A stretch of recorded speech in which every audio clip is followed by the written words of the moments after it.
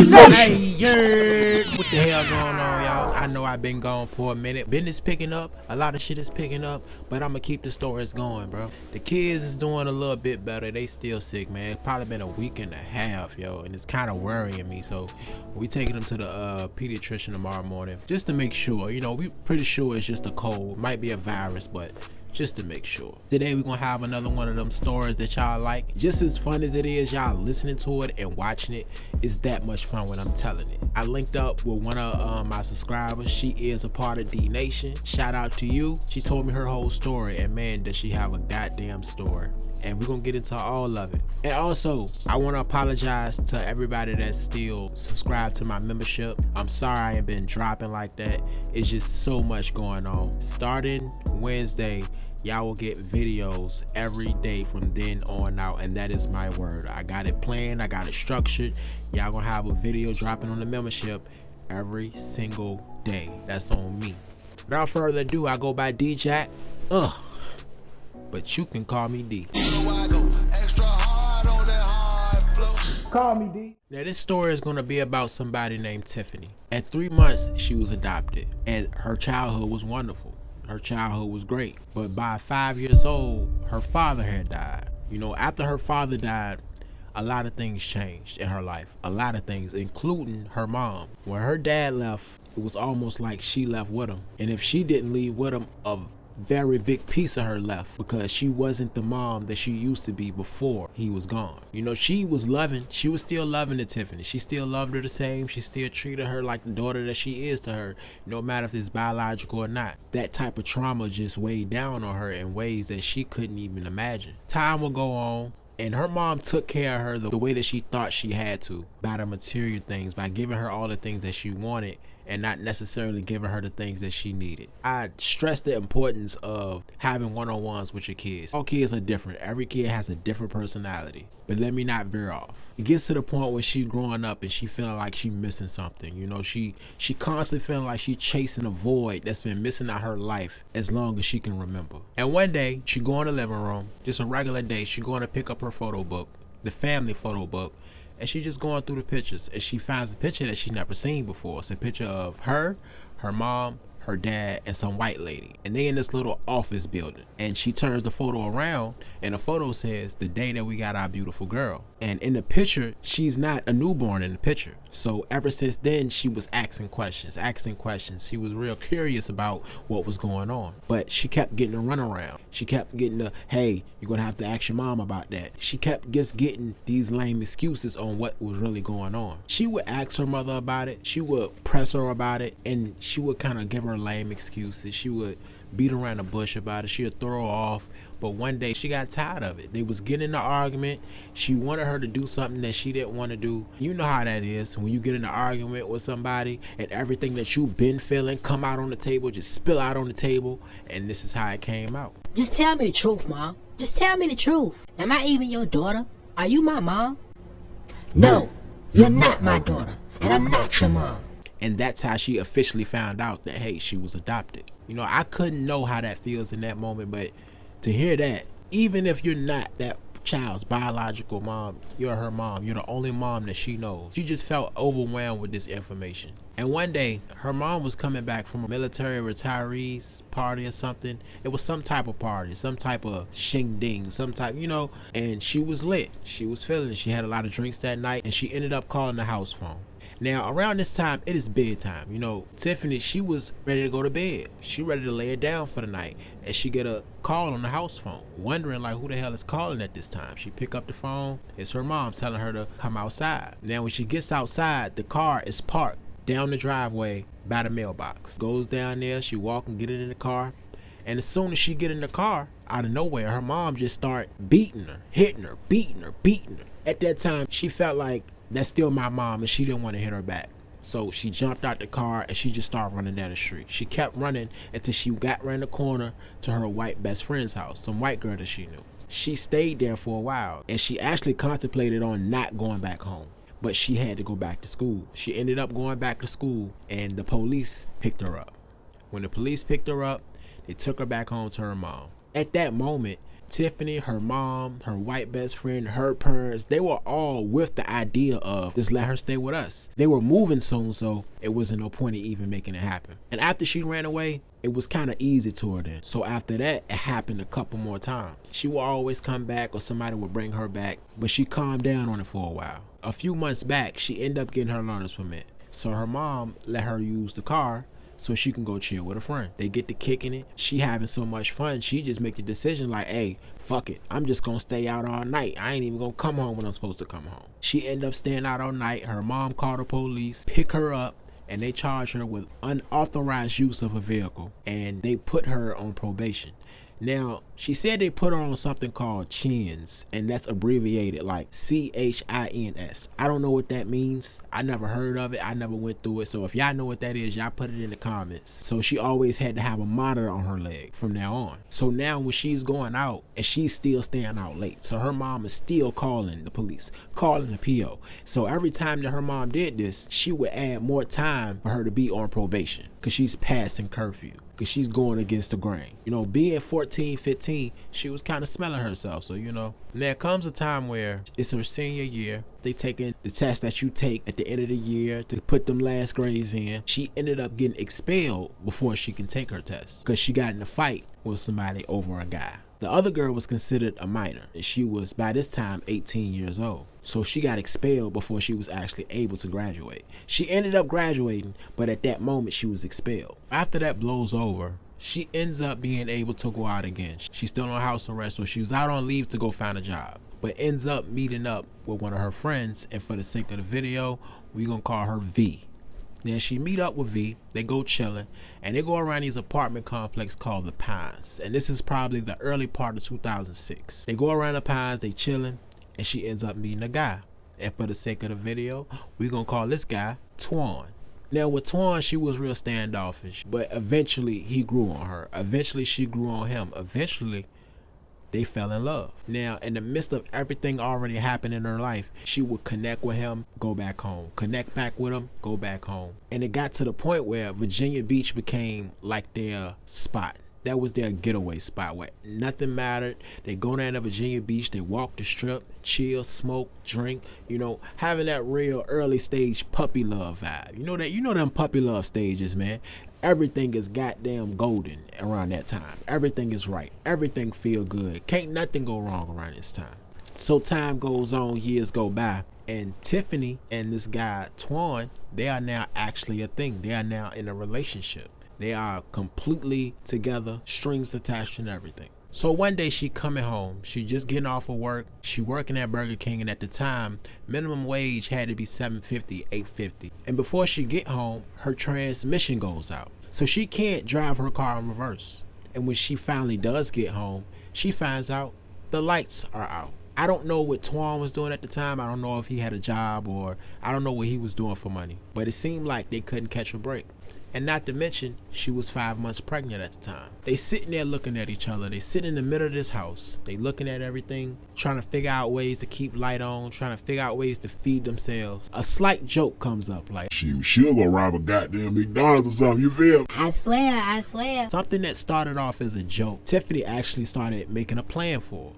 Like she really sat down, did the homework, planned it out, and said, look, this is how we are gonna rob this McDonald's. Now she had an old friend from back in the day, and she hit him up to go get a weapon from him. But it wasn't an actual weapon. It wasn't a real gun. It was a BB gun. They needed something to look real enough to at least get the job done. It was a BB gun that kind of mirrored a sawed-off shotgun. If you looked at it hard enough, you could probably tell like, oh, that's not real. But if you're not really paying attention, you see the barrel, you're gonna think, all right, nah, let me get the down, you know what I'm saying? So they make this plan that she's gonna be the getaway driver. Cause she's 5 months pregnant, it's not too much that she can do. So they had a friend at this McDonald's who was a manager. And for the sake of the video, we're gonna name this manager Carla. The plan was for Carla to leave the front door unlocked. So when she was supposed to come lock the door, she's supposed to actually keep it unlocked. Just make it look like you locked it. Later on, if they ask, hey, why the door unlocked? Oh, I thought I locked it, right?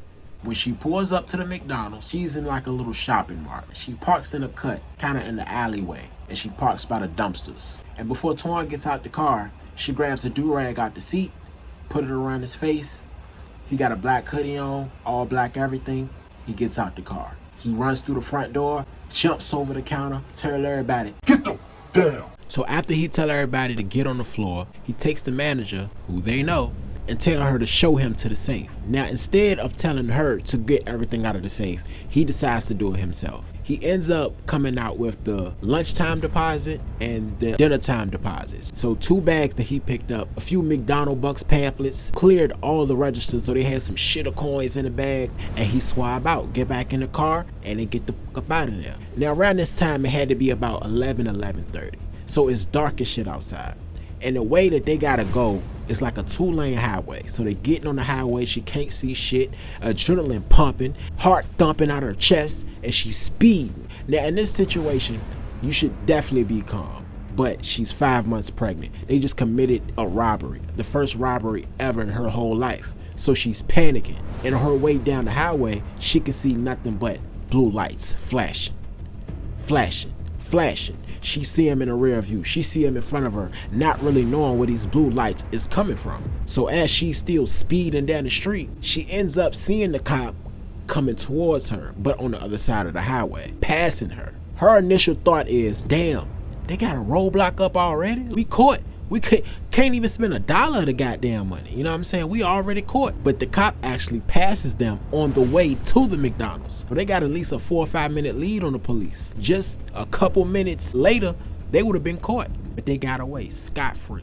They make their way to a hotel. They check in to a Red Roof hotel. They get in, adrenaline still going. They still shaky. They take the bag, pour it over the top of the bed, and Tiffany, feeling like she just hit the goddamn jackpot, she jumps on the bed, making snow angels in the goddamn money. Feeling like, damn, we good, we straight. This is exactly what we needed. They ended up counting the money, thinking, hey, this probably a couple thousand maybe. But they ended up getting away with $10,000.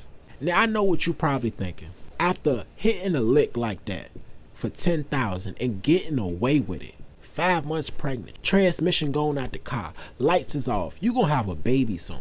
This $10K will set us up for the near future. Now, it's not gonna last too long, but it's a good start to have things okay. But Tiffany, she's hooked now. She done got away with it, and she done made $10K in 10 minutes. That fast. And they ended up planning the next one. Next day, they check out and they ride down to Virginia Beach. Like I told y'all earlier in the story, Virginia Beach is their spot. This is their hangout spot. This was already their hangout spot before all of this started. So after they committed the robbery, they went down there, chilled out, waiting till everything cooled down, went and splurged a little bit, got some clothes, got this and that, and they celebrated. I mean, why not? And by this time, they're nowhere near struggling. They just came up on 10K. They ain't really wanting for a damn. But they tell themselves like, hey, shit, let's see how much we can get on the next one. So they plan a second robbery.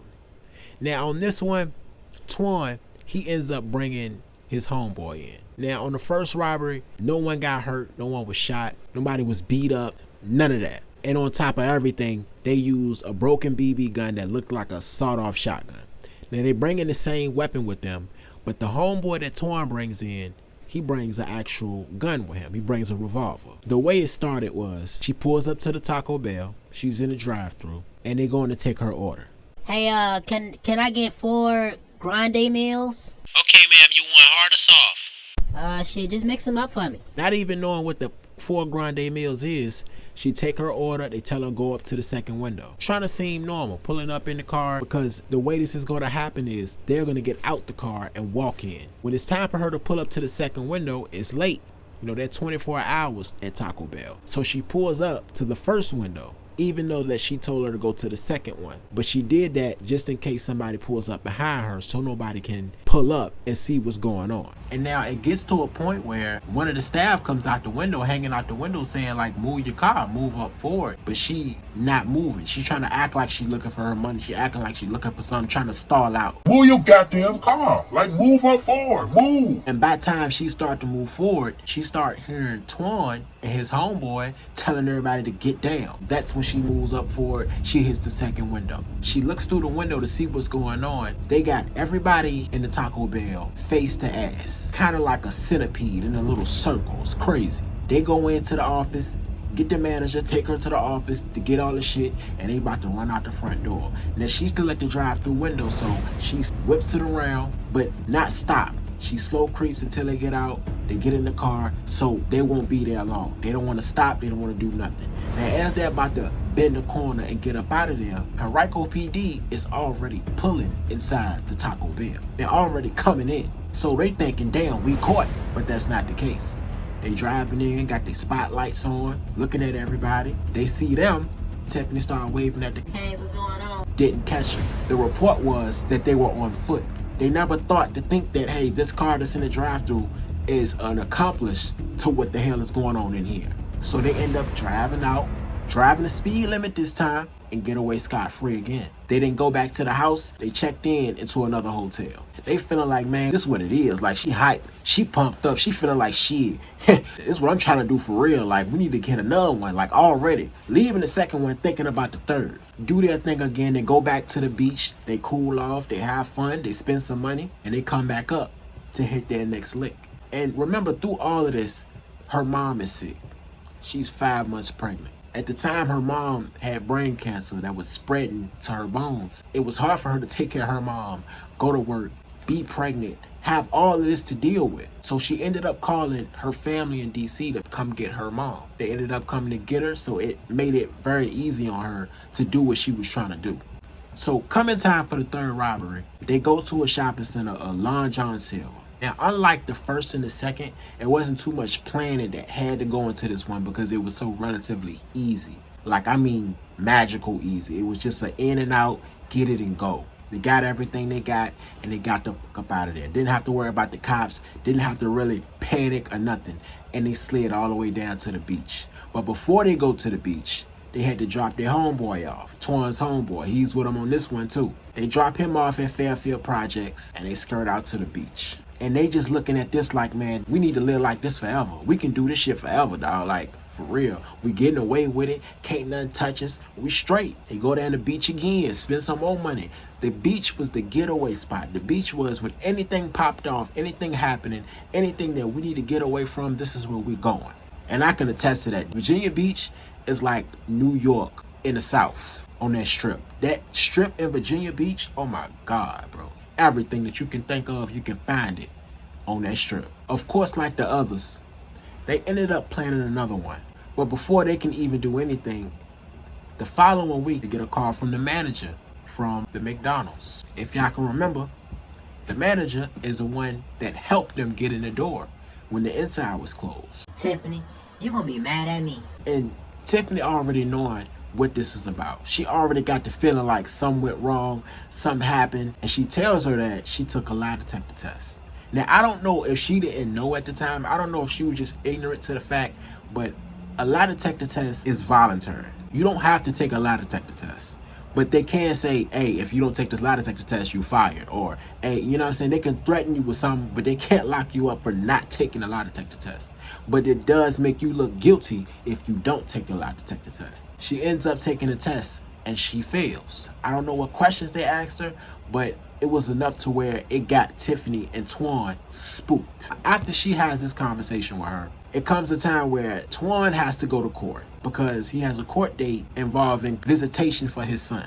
And you know, Tiffany just feeling like, man, like she got a bad feeling about it. Like she's telling them like, look, we probably shouldn't go to this court date. Like something just don't seem right. They coming back from Virginia Beach at this point. As I've told y'all already, Virginia Beach is the spot after every single robbery. So coming back from the beach and they got this court date, they talking about it, they driving. They thinking about going, they thinking about not going. As they're driving, she's getting to the point where she's about to pull into her neighborhood. And she's peeping her surroundings. You know, Tiffany's driving. Twan's in the passenger seat. She's looking around and she checks her rearview mirror and she see a gold SUV. First thing she's thinking, that's an undercover. That's police. She's going down a main road that leads to her street. Passes one street on her right. She gets up to a left that turns into her street. And as soon as she's about to make the turn, she looks back in her rearview mirror that gold truck, that gold SUV is on her ass. Bumper to bumper on her shit. One undercover car come from the left, another undercover come from out of her street, and another undercover come in front of them. And now that they got them blocked in the middle of the street, they all jump out their cars, guns drawn, telling them to put your hands up, put your hands up. With your left arm, take the keys out of the ignition and throw it out the window. Before she did that, they already had told her to roll the window all the way down. Now with your left hand, open the door and walk back to me slowly to the sound of my voice. She get out the car. She's moving real slowly at this point. Twan still in the passenger seat, hands up, and she walking back. The whole time she telling them, don't shoot, don't shoot, I'm pregnant. Her balance is already off. She probably a good 5.5, 6 months pregnant at this point. So she big as hell. No offense, Tiffany. Now after they put her in cuffs, they don't manhandle her or nothing, or they see that she pregnant. They take their homeboy that's in the back seat because they were actually on the way to go play basketball. They was going to change clothes, go to the park, chill out for the day. So they take him out the car and handcuff him on the curb while they take Twan and put him in the back of another police car. And they all roll separately. They get caught in Hanover, Virginia. While they're locked up in jail in Hanover, in the midst of all this, the homeboy that was with him, he starts talking. He starts singing, giving up all the information. And not only that, the manager that called her a week prior and told her about the lie detector test actually was planning on giving a full statement in return for her to walk. Now, I don't know about y'all, but I've told y'all I'm a crazy Law and Order fanatic. And it's not just TV show shit. They do this in real life. They literally play criminals and suspects against each other. Or even if you by yourself, the tactics be damn near elementary. And I just be thinking, how the hell do we fall for this shit? We've seen enough to know that if you don't talk, it's a good chance you get off. Most times the police ain't got shit. If they coming to you with the, hey, if you do this, then you might get you a little less time, that mean they ain't got shit. And they really desperate for you to say something. What they did was they played on the manager from McDonald's and told her, look, give us a full statement and you'll walk. Straight like that. And when the information came back to Tiffany and Twan, they looked at it like, damn, if she do talk, we're gonna get way more time than if we just plead guilty. Because their guidelines was crazy. So they looking at all this time and they just thinking in their mind like, might as well plead guilty. Homeboy talking, homegirl talking. We really ain't got no wins in this. So in the end of it all, Tiffany actually ends up getting 8 years. And Twan, he ends up getting 15 years. If nobody said nothing, and I mean nobody, because they didn't get caught at neither robbery. On all 3 robberies, no one was caught, no one was seen. It'll all be circumstantial. It'll all be word of mouth. He say, she say. So if nobody said nothing, I wouldn't be telling this story right now. Now, I can only imagine that first night in jail to start off a 8-year bid. Thoughts that you got to be thinking about, the decisions you made, your kids you left at home, the child that is still growing inside you. But we're going to get into all that on part 2. Y'all stay tapped in. Extra hard on that hard flow. Call me, D.